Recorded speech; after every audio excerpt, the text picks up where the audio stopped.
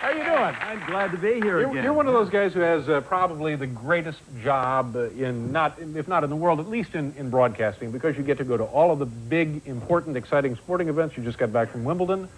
It's really a nice gig. It is. Oh, and to be, I love to talk. I love sports, and then like you, we all dreamed of being a sports hero someday, and then to get paid to talk about the things that you like so very much. It's really kind of very good. You're very good at it. Now, tell me about this thing with Bill Walsh. Is it Bill Walsh? Bill Walsh, yeah. Bill Walsh, former 49er coach. You folks know the gray-haired, cerebral-looking coach of the 49ers who won 3 Super Bowl championships, and I received a mysterious phone call while in London covering Wimbledon, and NBC said, we want you to hop on a Concorde flight on Friday, and we'll have you back on Saturday on another flight, and you're going to do an audition with an NFL coach that we may hire as your partner next year.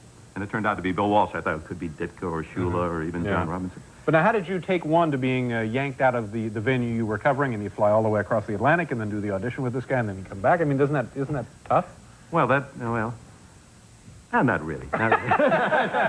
Listen, I've got a great job. You've already defined. Well, that's true. Well, what bothered me, first of all, was why are they taking me off the Wimbledon preview show? I mean, here's a show that I like to do, and this must really be important. Yeah. And it was highly secret. They said, you can't tell anyone, which was very difficult, because all the guys and girls at NBC at Wimbledon. I said, well, why do you have to leave now? Why are you missing the show? What's going on?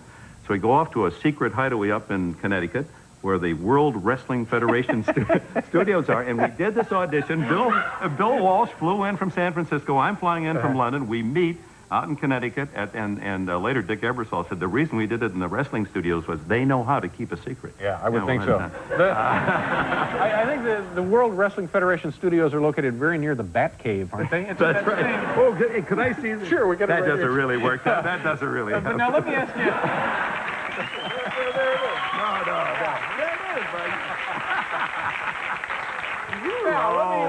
Let me ask you about a man who I presume, your longtime colleague, and I presume is a good friend of yours.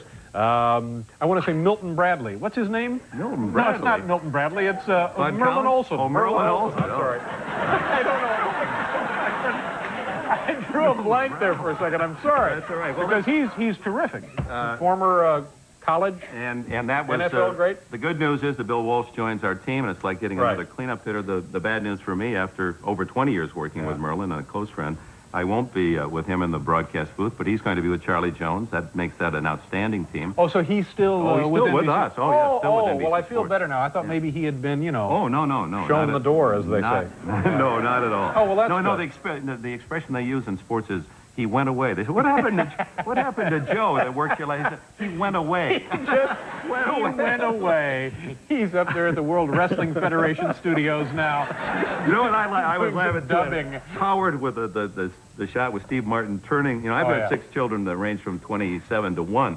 Oh, and man, you learn really? the art of a kid throwing up. I mean, there really is an art form to this, that as soon as they say, I think I'm sick and I'm going to throw up, and you have them, you always turn them away from your body, which is very important, except when you're, as it happened to us this summer when we were traveling, in a car, because that means your partner, gets it. Well, that's all right.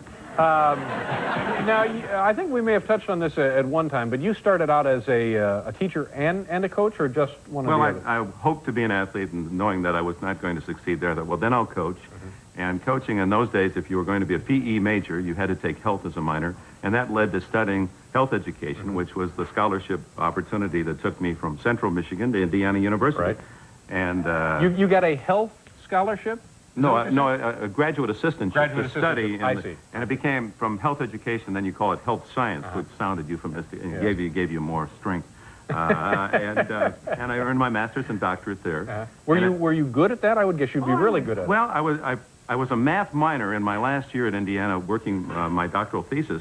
I taught the toughest class in the division, which was a advanced graduate statistics class, because the woman who had been teaching it became ill and they had no one else on the staff who could teach it. So here I am, the youngest man, 27, teaching the toughest course in graduate school. Yeah. And out of that, while doing the Indiana football and basketball games, and fairly successful at that, I thought Indiana would hire me. And I got this call. I'm interviewing for jobs. I got this call from Dean Arthur Daniels of the school. He calls me in. I put on my one and only good suit. And in those days, everyone wore the Burr haircut. And walked into his office, and he said, Enberg, I understand you're you're interviewing for jobs. I said, yes, sir, Temple in South Carolina, even my alma mater. He said, I just thought I'd give you a little advice. I said, what's that? I thought he was going to say, going to offer me the job. He said, it's about your hair, Enberg. Did you ever consider the fact you look like a shaved prostitute? And I go in looking for a job my whole future, and the dean of my school excuses me. That was, thank you very much, sir. Well, what kind of earrings were you wearing? We'll be right back here with Dick Enberg.